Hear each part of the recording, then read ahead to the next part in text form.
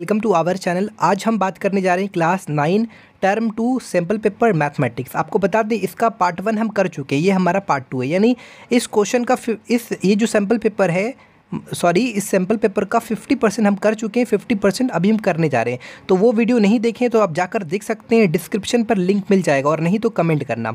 और इस वीडियो के लिए प्लीज़ लाइक कर दें, चैनल को प्लीज़ सब्सक्राइब करें, सपोर्ट करें। यहाँ पर देखा जाए तो ये सर्कल है, दो सर्कल है जिसका सेंटर यानी जो इन दोनों सर्कल का जो केंद्र है वो सेम है। यहाँ पर ये लाइन इन दोनों सर्कल को काट रहा है। यहाँ पॉइंट ए, पॉइंट बी और ये पॉइंट सी, पॉइंट डी। यहाँ पर लिखा हुआ है सिद्ध करना है, दिया क्या है वो लिख लेना आप।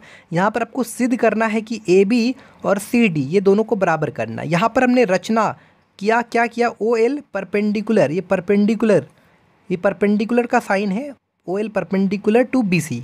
ओ एल क्या है, परपेंडिकुलर है, लंब है, किस पर, बी सी पर लंब है। चूँकि बी सी छोटे वाले वृत्त का जीवा है और ओ एल लंब है बी सी पर, इसलिए ध्यान रखिएगा अगर ये आपके पास सर्कल है, यानी सर्कल मतलब वृत्त है, और ये इसका सेंटर है और ये इसका जीवा है, और जीवा से अगर ये माफ़ कीजिएगा, केंद्र से अगर ये परपेंडिकुलर गिरता है यानी लंब पे गिरता है, तो ये जो जीवा है ये जो परपेंडिकुलर लाइन जो गिर रहा है ये इस जीवा को बाइसेक्ट करेगा इक्वली पार्ट में, समझे, वही चीज़ है।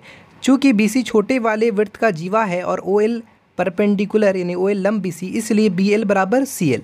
उसी तरह अगर ये ओ एल इस पर गिरा है, लंब है बी सी पर, तो कहीं ना कहीं ये ओ एल ए डी पर, जो कि बड़े वाले वृत्त का जीवा है, उस पर भी गिरा है। तो ए डी बड़े वाले वृत्त का जीवा है और ओ एल लंब सी डी, इसलिए ए एल जो होगा यानी ये ए एल और डी एल बराबर होंगे। समीकरण 2-1 A L minus B L बराबर D L minus C L. तो यहाँ पर ए बी बराबर सी डी हमारे को सिद्ध करना था, जो कि हमने कर दिया। ये क्वेश्चन नंबर 11 हमारा कंप्लीट होता है। ये क्वेश्चन नंबर 12 निम्न प्रश्नों को आरोही क्रम में व्यवस्थित किया गया। आरोही क्रम में ऑलरेडी व्यवस्थित किया गया। यदि आंकड़ों का माध्यक कितना है, 63 हो, तो x का मान ज्ञात करें। यहाँ पर जो n बराबर है यानी टोटल जो प्रश्नों की संख्या है कितना है, 1 2 3 4 5 6 7 8 9 10, तो n बराबर 10। माध्यक निकालने के लिए होता है n/2 पद, n/2 टर्म और n/2 + 1 टर्म डिवाइडेड बाई 2। तो n के जगह 10 डाला, यानी हमारा ये पाँचवा पद हो गया, और ये छठा पद। तो पाँचवा पद कितना है हमारा, 1 2 3 4 5 x, और छठा x + 2 है। और यहाँ पर माध्यक ऑलरेडी दिया हुआ है 63, तो x का वैल्यू 62 निकल गया। ठीक है। क्वेश्चन नंबर 13 कहता है कि बीजों के 5 थैलों में से प्रत्येक थैले से 50 बीज यार्छया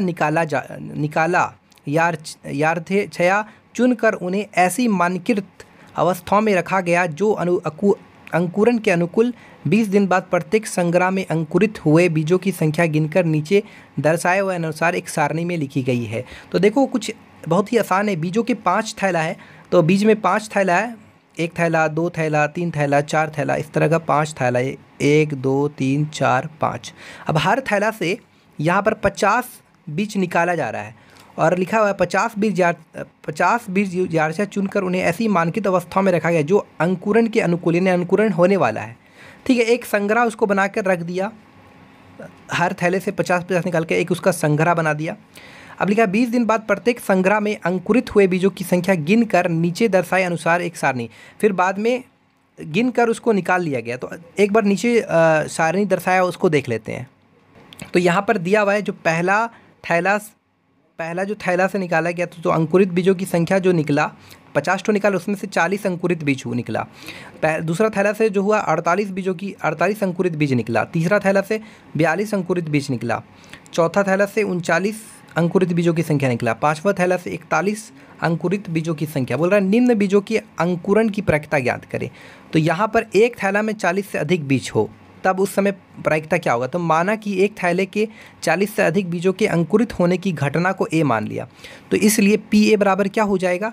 तो पी ए बराबर होता है, आपको पता है पी ए बराबर क्या होगा, अभिप्रयोगों की संख्या जिनमें घटना घटी डिवाइडेड बाय अभिप्रयोगों की कुल संख्या।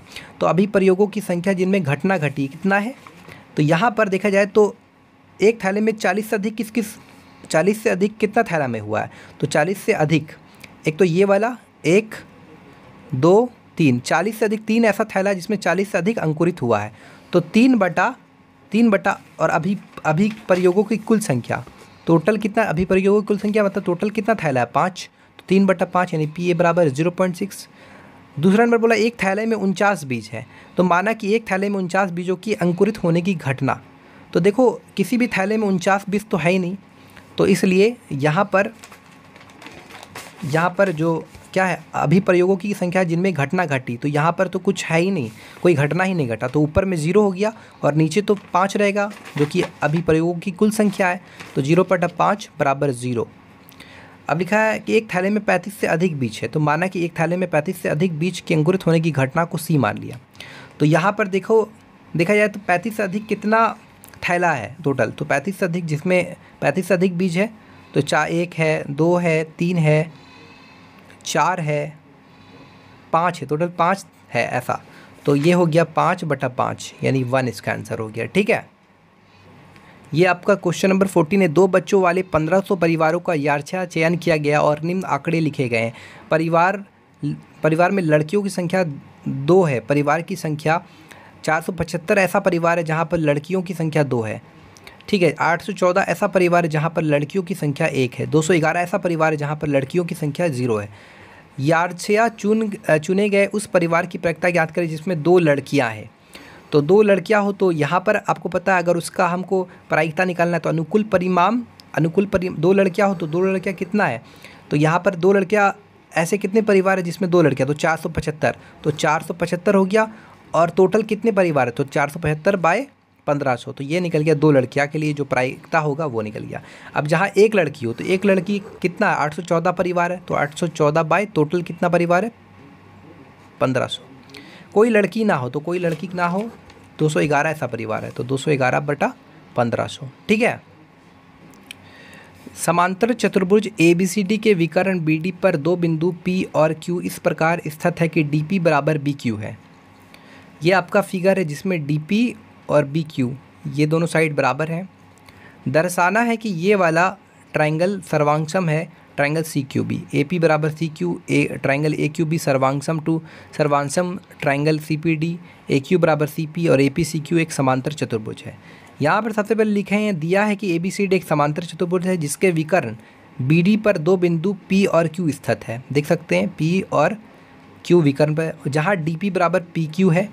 सिद्ध करना है कि पहला नंबर ट्रायंगल APD सर्वांगसम ट्रायंगल CQB। तो यहाँ पर AD जो है BC के बराबर होगा, ये AD और BC बराबर होगा। कैसे होगा आपको पता है, चूँकि ABCD एक समांतर चतुर्भुज है, उसी प्रकार ये वाला एंगल और ये वाला एंगल आपका एकांतर कोण बराबर होगा, क्योंकि लाइन आपका समांतर है तो ये बराबर होगा। और DP बराबर BQ, ये चीज़ कहाँ से आया? तो ये दिया हुआ है। तो ट्रायंगल APD सर्वांगसम हो गया triangle CQB side angle side के द्वारा।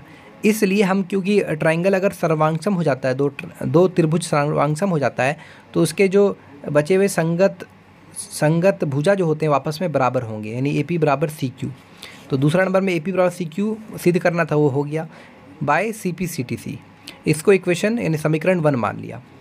अब हमने AQB और CPD को यानी इनको सर्वांगसम प्रूफ किया। तो triangle AQB and triangle CPD, AB बराबर CD, AB बराबर CD, AB और CD, तो BQ बराबर DP दिया है। एक BQ बराबर CDP बराबर क्या हो जाएगा? ये कहाँ से आया? तो एकांतर कोण। तो ट्रायंगल AQB आपका सर्वांगसम ट्रायंगल CPD SS के द्वारा, इसलिए इसका जो संगत साइड होगा वो बराबर होगी, क्योंकि ट्रायंगल आपका कैसा हो गया? सर्वांगसम हो गया। तो AQ बराबर CP। अब इसको समीकरण 2 मान लिया। अब समीकरण 1 और 2 से क्या होगा? AP बराबर CQ, यानी ये साइड बराबर हो गया, ये साइड बराबर हो गया। जब आमने सामने की भुजा बराबर आपने ये सिद्ध कर दिया तो हम कह सकते हैं कि ये क्या है? APCQ एक समांतर चतुर्भुज है।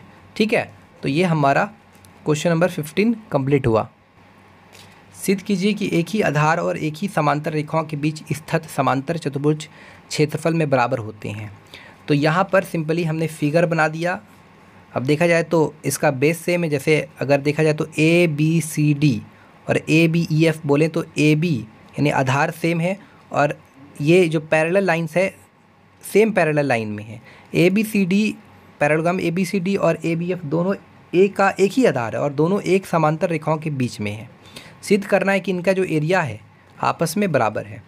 तो हमने बस ट्राइंगल त्रिभुज ए डी एफ और त्रिभुज बी सी ई को सर्वांशम प्रूफ किया। तो यहाँ पर जाहिर सा बात है ये ए बी ई एफ एक आपका समांतर चतुर्भुज है और ए बी सी डी भी समांतर चतुर्भुज है। तो ये साइड बराबर होगा, ये साइड बराबर होगा। और एंगल एफ ए डी ये जो एंगल है और angle B C E angle E B C ये एंगल आपका कौन सा एंगल कहलाएगा? आपको पता है संगत कोण कहलाएगा। आई बात समझ में? यहाँ पर रीज़न लिख दीजिएगा ए डी बराबर बी सी, चूँकि ए बी सी डी क्या है? ए डी बराबर B C, A B C D एक समांतर चतुर्भुज है। रीज़न लिख दिएगा A F equal to B, A F equal to B चूँकि ए बी एफ क्या है? एक समांतर चतुर्भुज है। तो ट्राइंगल को हमने सर्वांशम प्रूफ कर दिया, यानी दोनों त्रिभुज को हमने सर्वांशम मतलब सिद्ध कर दिया। तो जब दो त्रिभुज सर्वांशम हो जाते हैं तो उनके एरिया भी इक्वल हो जाता है, इसलिए एरिया जो होगा ये वाले ट्रायंगल का एरिया और ये वाले ट्रायंगल का एरिया बराबर हो जाएगा। तो हम ये दोनों एरिया में ये एरिया को ऐड कर देंगे, तो दोनों तरफ area of trapezium A B E D जोड़ने पर, तो जब ये एरिया कॉमन ऐड करोगे तो A B E F area of A B E F parallelogram A B E F बराबर हो जाएगा area of A B C D. तो area of parallelogram A B C D बराबर, यहाँ पे लिख देते हैं ए बी ई एफ लिख देते हैं पहले। अच्छा, उससे कोई फ़र्क नहीं पड़ता, ये इधर है ये इधर है, कोई फ़र्क तो नहीं पड़ेगा। जैसे area of triangle A D F में ये एरिया जुड़ेगा तो ए बी ई एफ होगा ना। यहाँ पर आप सोच रहे होंगे पहले ए बी एफ लिखते हैं, तो आपको कोई दिक्कत है तो आप पहले बात लिख लेना, कोई दिक्कत नहीं। ये चीज़ पहले लिख लेना, ये चीज़ बाद में लिख लेना। तो ये क्वेश्चन नंबर 16 कंप्लीट हुआ। क्वेश्चन नंबर 17 हम बनाएंगे, एक बार आप कमेंट ज़रूर करना, इस पर अलग से वीडियो बना देंगे, ठीक है। तो यहाँ तक ये कंप्लीट हुआ। अगर वीडियो अच्छी लगी तो चैनल को सब्सक्राइब करने ना भूलिएगा, बेल आइकन को प्रेस करने ना भूलिएगा और ज़्यादा से ज़्यादा सपोर्ट करें please. Thanks for watching this video और कमेंट ज़रूर करें, ठीक है, उसका हम ज़रूर रिप्लाई देंगे।